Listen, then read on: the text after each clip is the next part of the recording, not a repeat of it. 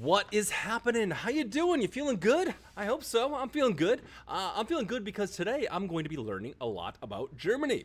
Now, to be honest, I don't know too much about Germany. I know you guys make some awesome vehicles. You got some good beers. You birthed Ramstein. Nice. Other than that, I really don't know too much about the people of Germany, the landscape of Germany, the architecture of Germany, and the food of Germany, but I'm hoping to learn that today. Now, what I'm going to be doing is reacting to this amazing video series from these guys called Geography Now. They've got a fantastic YouTube channel, and it's a great way to learn a lot about a certain culture in a very short amount of time. I'm going to be sure to link their channel down below because if you haven't already, you got to check them out. They're incredible.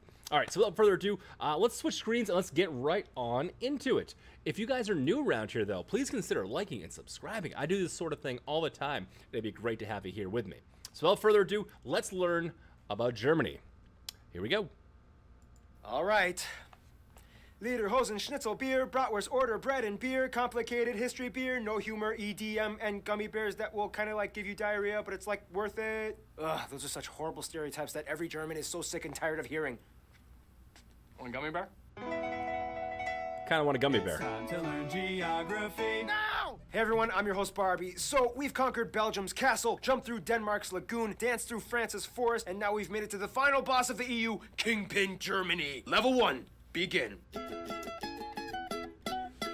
Ah, you know why I'm smiling. Yep, Germany has a lot of territorial anomalies. We'll get into that in a little bit, but first, Germany is located in central Western Europe, bordered by 9 other countries. Don't forget little Luxembourg, with small coasts on the North and Baltic Seas, which they own about 50 small islands. Now, Germany, like the US, is a federal republic which has 16 smaller states, or Bundesländer, each with its own constitution, 3 of which are cities, the capital Berlin, Hamburg, and Bremen, which is actually kind of like 2 cities, including Bremerhaven on the coast, but they kind of act like one entity.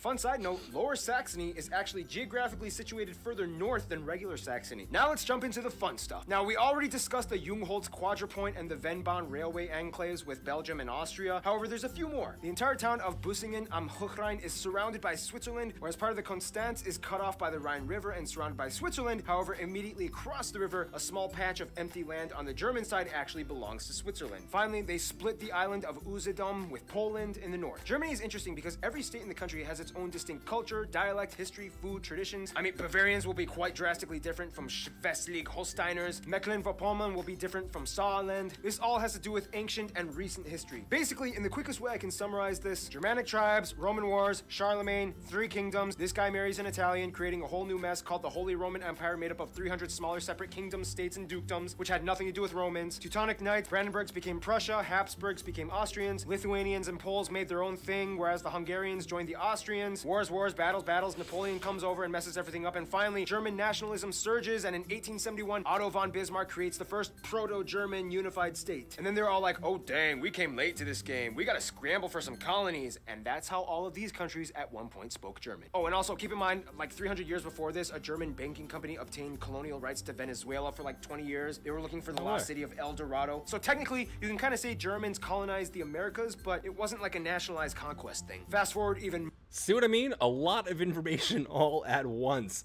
That's what's great about these Geography Now videos. We're going to continue this, but I just wanted to touch on that real quick. Let's keep going.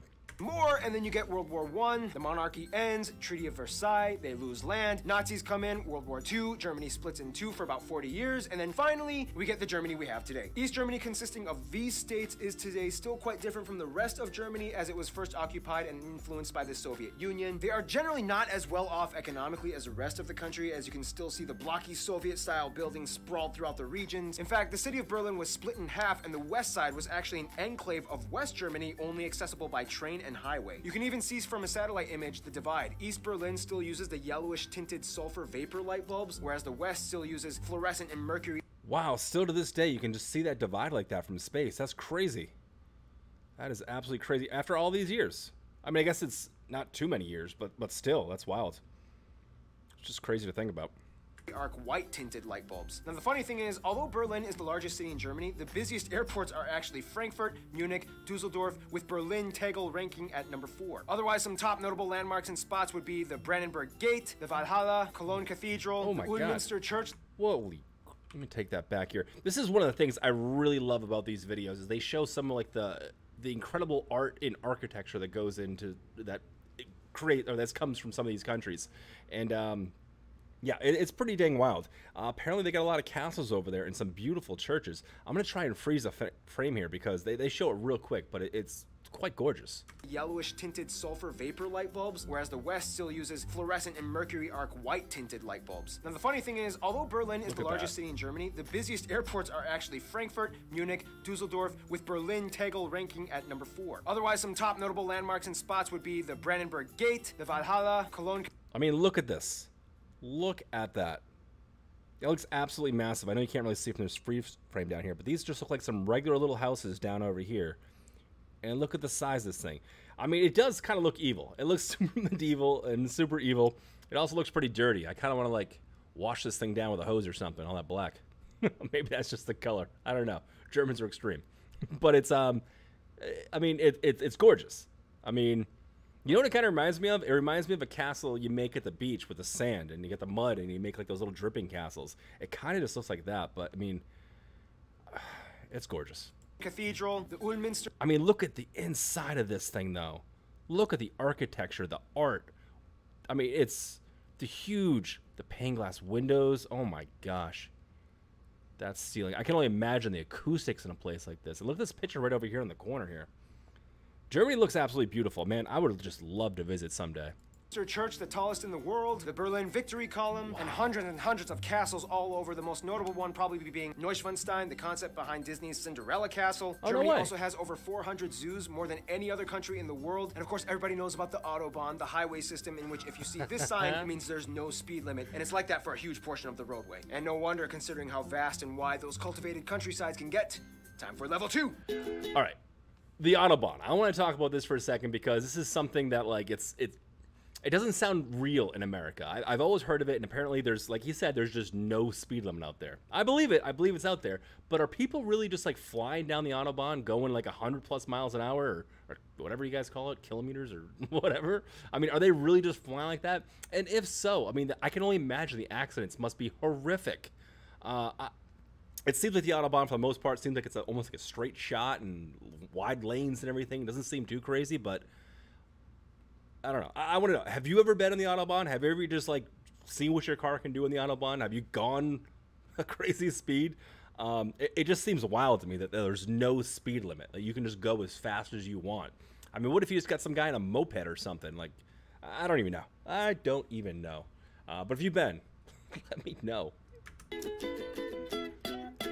Okay, think of it this way. In Germany, the more down you go, the more up you move. Basically, Germany lies on the Atlantic shelf in the north that starts with the mudflats in the North Sea. Seriously, this island right here is accessible only for a few hours by foot until the tide comes and floods everything. Then everything just kind of creeps up into the Alps in the south by Bavaria and Baden-Württemberg, with the highest mountain, Zugspitze, located right along the border with Austria. Kind of like France, Germany is filled with a vast irrigating network of rivers like the Spree, Elbe, Weser, Rhine, and of course, the mighty Danube that starts here. About a third of the land is arable and another third is woodland, and after millennia of civilization, Germans have cultivated the crap out of their country. Most agriculture, of course, happens in the North Flat Plains and the central regions of the country, which is, by the way, kind of like Europe's Tornado Alley. Due to its position sandwiched between the Arctic blasts of Scandinavia and the moist, warm jet streams of the Mediterranean below, Germany can be an atmospheric war zone in the summer. There are more tornadoes on average in Germany than any other country in Europe. Speaking of flat farmland, Germany is the world's largest rye and hop producer. Germans abso-freaking-lutely love their bread. There are over 300 different kinds of bread in the country, more types than any other country in the world, and almost every meal incorporates some kind of slice or small bun or Brötchen of bread. Hast du gluten-free? Nein!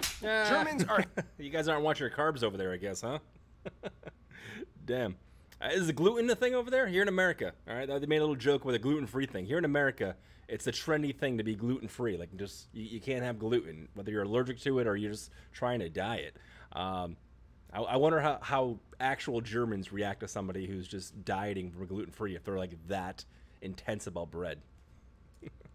are heavy meat eaters, specifically in pork. They basically know every possible way to cook a pig. Over 50 different types of sausage exist alongside schnitzels, rouladen, sauerbraten, Schweinsachse, and at a big party you might find Spanferkel. Beer reigns supreme all over as the third largest consumers of beer after the Czech Republic. Even their president has no problem with public intoxication. And Austria. Germany is world renowned for their beer, which by the way follows the Reinheitsgebot rule in which they are only allowed to use water, hops, malt, and sometimes yeast. Nonetheless, about 1,300 breweries exist, pumping out over 5,000 brands. The oldest continuously existing brewery in the world, started by Benedictine monks in 1040 AD, can be 1040 AD.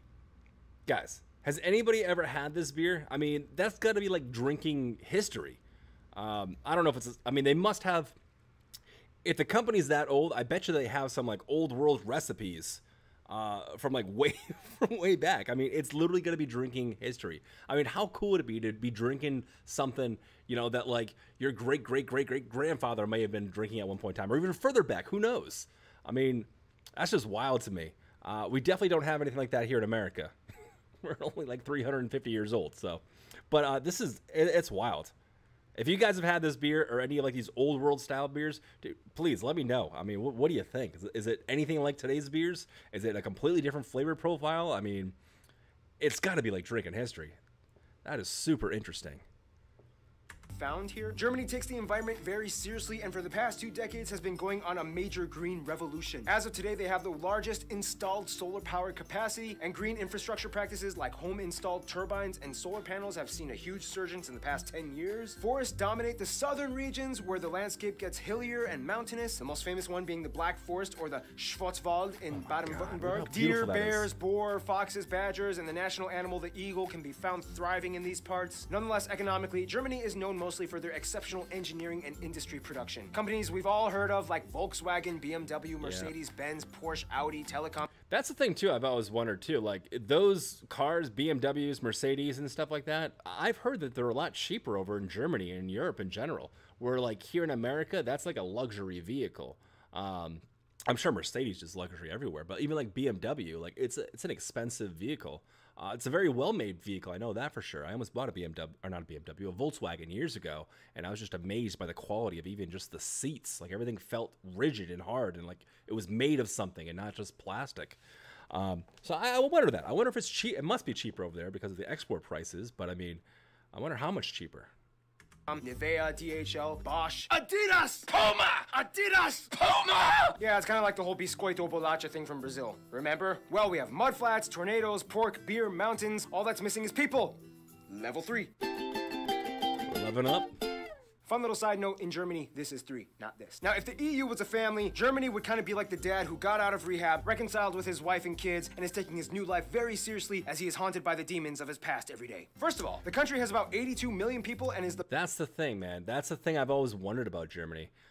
You know, like here in America, like American pride is like pretty much bred into us. Like we you know, from a young child, like we're saluting flags, we're like learning the national anthem, like American culture is bred into Americans, and it's all rah, rah, rah, we're number one, go USA. To the point where it's a little sickening. I know to everybody else, the rest of the world, for sure, because I just know, I'm not an idiot. But here in America, that's just kind of the way that it is. I would imagine with a country like Germany that has such a troubled past, that like German pride would be kind of a not a weird thing, because I mean I still feel like you should be prideful of your country and that your achievements and everything, because there are some incredible achievements in art in Germany, and food and beer obviously, but I mean there's got to be like that. Are you guys are Germans like, is there a German pride thing, or is that like kind of frowned upon because, you know, like your great grandparents did some messed up stuff, you know? I mean, I don't know, it's got to be such a weird like just dichotomy of like inside your head of like, hey, what is, you know, do I love this place? Well, what is this? I don't know. I've often wondered that about like, you know, just like Germans in general, I guess. I mean, it's gotta be weird. the most populated in the EU, second most in Europe after Russia, and has the fourth largest nominal GDP in the world. About 80% of the country identifies as ethnically German, 12% other Europeans, mostly Polish, Italian, Dutch, and so on. Turks make up about 3.5%, Asians at 2%, and the rest are made up of other groups like Africans and Americans. Also, they use the euro, they use the C and F type outlets, and they drive on the right side of the road. Germany is without a doubt a global powerhouse. It is the strongest economy in the EU and makes up about 16% of the union's population. It's the third largest exporter and importer of goods in the world. After the United States, Germany is also the second most popular global migration destination. Germany experiences a high standard of living, tuition-free universities, if you get accepted that is, a mostly government-subsidized universal healthcare system, about a quarter is still privatized, and state pension for retirement at age 65. Now when it comes to... Yeah, we don't got that in America. We don't have that in America. America is like, hey, you don't have enough money? Too bad, you can't keep your teeth. Oh, you don't have enough money for school? It's okay. It's all right. You should just be homeless. There's no college for you. Yeah, no, it's a completely different world over here in America. Or pensions. Yeah, we got like this thing called Social Security that might be around when we retire. Maybe. This is when like America is kind of backwards. We're backwards on a lot, but when I'm learning about these other countries and cultures and stuff and the way they take care of their people, man, it just amazes me. I mean, even free college, if you can get in, I mean, like that's a heck of an incentive to study hard and make something of yourself, you know, as to opposed to winning some sort of lottery of like a college accepting you because you're on you're some sort of diverse thing that they need to fill their gap with to make their college seem better. Like it's so backwards. So backwards. Language, things get a little tricky. Each state kind of has their own type of German. However, to get by, most Germans learn how to speak Hochdeutsch, or High German, which is the standard dialect. The European Charter, however, protects the minority languages of Frisian, Danish, Romani, Sorbian, which is like a Slavic-based language used along the Czech-Polish border, and Plattdeutsch, or Low German, which has similarities to Dutch and is typically used by the Amish and Mennonite communities across the world. In terms of regional distinctions, though, Germany is kind of divided into 5 cultural areas: Rhineland, East and Middle Deutschland, Norddeutschland, Baden-Württemberg, and Bavaria. Rhineland is on the west side and has a culture somewhat more influenced by France, more Catholics. Carnival celebrations are huge out here. East and Middle Germany was the part that used to be its own country for 40 years as it was influenced by the Soviets. Sorbians can also be found here too. Northern Germany has a coastal sea culture that identifies closer with Denmark and the Netherlands. They are also known for being kind of quiet and reserved. Baden-Württemberg has an interesting Swabian culture where they speak a dialect so thick that only about 40% of it is intelligible to other Germans. And then you have Bavaria, which is where the Americanized, perpetuated stereotypes about Germany came from, with lederhosen, dirndls, half-timber, beer houses, and cuckoo clocks. For the record, Germans are sick of those stereotypes. It's like saying all Americans are cowboys with guns and horses. Speaking of stereotypes, some of the stereotypes in Germany include things like Saxons being very indecisive, Berliners are always bragging about themselves, Swabians are stingy, Bavarians drink too much, Hessians talk too much, Holsteiners don't talk enough, and so on. Words differ from regions too. For example, in High German, you would say Auf Wiedersehen, but in Bavarian, you would say Fiat die Gott. In Kölsch, you would say Tschüss, and in Rhineland, you might say Ayus. And there's so many compound words that get really long and complicated, like Rindfleischetikettierungsüberwachungsaufgaben Übertragungsgesetz. This is because many words are Mehrtudig, that hurts my head. Ambiguous words that are kind of elongated to give off an extensive meaning. Germans have very vivid imaginations and make up words for everything. Like my favorite word, Backpfeifengesicht. Not this time. By the way, for the record, this letter makes a double S sound. However, spelling reformers have tried to decrease the usage of this letter in recent years, which has led to some protests. Germans also love dubbing everything from foreign media into German. Some like this, some don't, but either way, it's here to stay. About 60% of the country identifies, at least nominally, as Christians, split between Protestants and Catholics. Germany was even the birthplace of the Protestant Reformation, split from the Catholic Church by Martin Luther. Otherwise, the rest are mostly agnostic or irreligious, with a noticeable community of Muslims, mostly from the huge Turkish and Middle Eastern communities, at about 5%, as well as a few Jews, Buddhists, and Hindus rounding up the remainder 1%. To kind of get a feel of what it's like to be German, you kind of have to understand where they've come from. After World War II, they kind of had a lot of work to do. However, it wasn't until the mid-50s and early 60s that the Wirtschaftswunder, or economic wonder, happened, to which almost everybody got to work. Basically, this guy envisioned and implemented a social market economy combined with free market capitalism alongside socialist policies that established fair competition in a welfare state. GDP increased by 80%, investments by 120%, labor forces were utilized to the maximum. Things started to get better. In Germany, all children are corralled into general general public schools until age 10, when they are given the option to enroll in 3 different types of middle schools. Gymnasium, geared towards focusing on higher linguistic, mathematic, and science fields for universities. Realschule, a middle ground type of school. And Hauptschule, a school that is geared towards helping kids that seem to show promise in specific vocation or trades. Germany also has the... That's interesting. At such a young age too. Like middle school. I think that's like around like 11, 12 years old, maybe. Yeah, somewhere in there. Or is it older? I don't know. Somewhere in there where you're like a preteen. So at a preteen, you're kind of supposed to know where you're supposed to be. Maybe it's based on your grades through first grade through 5th grade or something. But that's pretty wild. I could see a high school having like some sort of vocational high school, but going right in middle school, you guys get right to work, I guess. That's wild. If you are from Germany and you've experienced this, let me know which one you chose and why. And did you have a choice, or did your parents just make you, or did your teachers, or were you not given the option to go into something else? That's interesting to be able to choose and send you in that kind of career path at such a young age. The largest music market in the EU and the 3rd in the world after the US and Japan. They love preserving their heritage and culture through music and art. In fact, there are around 130 national orchestras, mostly supported by public money, and artists get a 50% reduction in health insurance through a special type of offer in the legal system. One thing that still kind of supposedly maintains itself in Germany is the mindset of Vergangenheitsbewältigung. Totally butchered that, which kind of translates to a lingering sense of guilt from the past. Yeah. Germans have reportedly some of the lowest levels of national pride, and unless if you're at a soccer game, chances are you will almost never see anyone holding a German flag or waving it in any kind of like patriotic setting. It's weird. See, yeah, that's what I was wondering about, German pride, and I guess he's explaining it here right now. But I mean, I feel like I'd still want to have German pride if I was from Germany and you've created and done all these amazing things.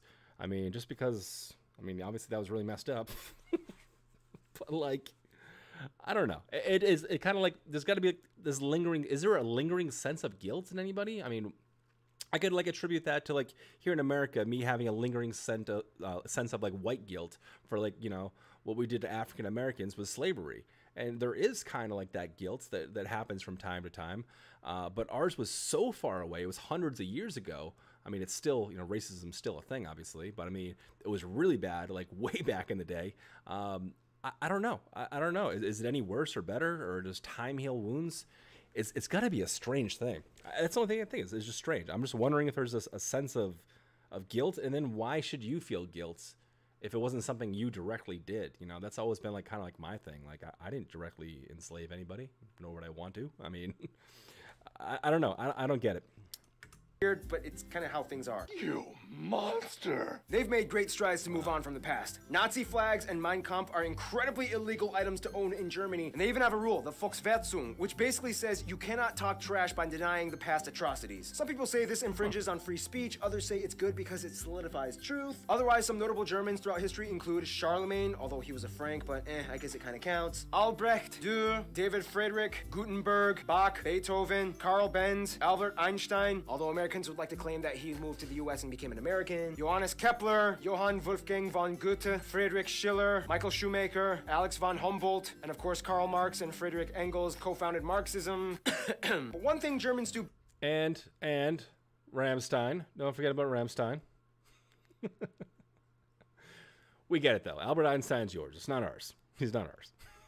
Best would have to be diplomacy. To this day, the German passport holds the most visa-free nations out of any other country in the world, just beating Sweden. Therefore, you can kind of conclude that Germany kind of knows how to relate to people. Let's find out how in the final round, level 4. Germany knows how to make friends. They have over 220 diplomatic missions abroad and over 350 honorary consuls, and have an incredibly high position of authority in the EU. Their closest African friend would probably be Namibia. As a former German colony way back in the 19th century, Namibia held on relations, and to this day, German is still a recognized language in Namibia. Germans have been supporting and sharing ties both economically and ideologically for over a century. India and South Korea are really close friends in Asia. India supported both East and West Germany during the Cold War, and after reunification, they were like, woohoo! Woohoo! Even better! And Germany is to South Korea what Japan is to France. They love to piggyback off of each other's ideas and cultures, especially in the automotive industry. Many South Koreans were sent to Germany after the Korean War to work abroad and study, and Germans have been growing in fascination with visiting South Korea. The US is probably the closest ally outside of the EU. About 30% of Americans claim German heritage, and after World War II, the Marshall Plan allowed the US to give post-war aid to Germany, which helped kickstart the economic recovery. Germany was a key figure in the formation of the State of Israel after World War II, which after the Holocaust left an obligation to invest in the building up of a Jewish community. Turkey is probably the closest Middle Eastern ally, as the Turks make up the largest Asian demographic in Germany, although many of them may or may not also identify as Kurds. But since Kurds don't have a state of their own, they usually go under Turkish passports when immigrating and are documented as such. Their best friends, however, would probably be literally all their neighbors. The thing is, Germany is kind of like Bosnia and Herzegovina, in which by default they kind of get friends based off of the regional alliances. I would think Bavarians so. get along with Austrians, Baden-Württembergs get along with Switzerland, East Germany has good relations with the Slavic countries, the Rhine states love Belgium, Luxembourg, and France, and the north side loves the Netherlands and Denmark. France, though, is kind of like the trophy wife of Germany, as the two have had an angry start, but then eventually fell in love and worked together beautifully. France is like the beautiful, flashy spokesperson for the EU that stands in the spotlight as Germany stands in the background, managing all the money and logistical work. In conclusion, although Germanic peoples have existed for thousands of years, an actual unified German state didn't appear until kind of recently, and the brief time that they've been around, they've kind of gone through some of the most intense, world-revolutionizing historical events possibly imagined. Yet, they've come out working hard and building their way up to become a world superpower. You gotta give it to them. There's something about the Germans. And with that, final boss level complete. Stay tuned. Another African state Germany has... Interesting. I mean, let's talk about, let's just take it back and talk about the architecture. That was the first thing that really intrigued me with some of like the imagery that I saw. Some of those castles just looked absolutely gorgeous. Man, I would just love to visit one day and just check it out. I can only imagine the acoustics in some of those churches and in castles and whatnot. It looks absolutely beautiful out there, especially some like the woodland areas in northern Germany where you're like by the sea and everything. Like some of those photos he was showing was just pretty wild. The beer thing, dude, the beer thing really intrigues me. I would love to try some of that monk beer from like, what is it, 1080 AD? You know, I'm not sure if it's the same recipe from 1080 AD, but it's still wild to me. I mean, to me, that's like drinking history. And I mean, it seems like you guys are really into the beer itself. If you guys have it in your law, it has to be created like this, and you know, no little fillers or whatever, no seltzers. You probably have seltzers, but can't call it beer or whatever. That's wild. The bread thing too. I mean, I saw that coming. I know there's a lot of bread dishes in some German foods, and I'm familiar with some German foods. The German snack thing, I wasn't too familiar with. I didn't know about that. I'm a little curious about this gummy bear, although I kind of don't want to try it if it's gonna do what they said. But still interesting. I didn't realize you guys were that into. I knew sausage. Yeah, so I guess that didn't surprise me. I knew sausage, like German sausage. That's something kind of renowned, I believe, around the world. So it doesn't surprise me about the pig thing there. Just how different you are, though, from like location to location in Germany, like how like you have the 5 major areas with like different dialects and traditions and everything. That was pretty intriguing. They showed some old German art too, where they show like these children's books. I wanted to pause, but I didn't want to throw off the flow of this video. But they were showing like these old children's stories, and it looked like a giant wolf mask, or it had like a giant like old woman's head mask, and I'm like, what are these giant masks? And you gotta be scaring the crap out of these kids. Or maybe not. Maybe, I don't know. Maybe they're just fine with it. Would have scared me. Definitely would have scared me. But overall, I mean, it looks beautiful. It sounds like you guys got some incredible culture. I'm curious about the Autobahn. If you've ever traveled that fast, if you've ever gone that, if you've ever been on it and decided just to see what your car's capable of, or if you've ever seen an accident on the Autobahn or heard of one, or how horrific they probably are. Or maybe not. Maybe people are just like super aware when they're going that fast. They're like, they're locked in. They're not checking their cell phones or whatever. But man, Germany just seems like such a beautiful place to visit. And it seems like it's a place where you can really just travel through the country and experience all sorts of different Germanys. Pretty wild. Pretty dang wild. I still have a question in the back of my mind. Is there a lingering sense of guilt? And this guy seems to think that there may be with some people. I don't know. I bet most people probably don't have a lingering sense of guilt. I bet some people are probably have German pride. And I mean, I feel like you kind of should, you know. I mean, you got to move on at some point, and then, you know, be prideful of the place where you live. especially when you're taking so many drastic steps, like outlawing like Mein Kampf or Nazi flags and things like that. Like, it's a different breed of people now. It's a different generation of people, you know? You should have some pride, I guess, you know? And maybe you do. Who knows what this guy knows or what I think, you know? But that definitely intrigues me. I'd love to try some German food. Definitely love to try some German beers. And it's officially on my bucket list of places I got to visit because it just looks gorgeous. And I'd love to just travel through, going bar to bar, and just meeting the culture and the people. But guys, that's going to do it for me today. Please consider liking and subscribing if you enjoyed your time with me today. And I'm going to catch you out on the next video. Night, everybody.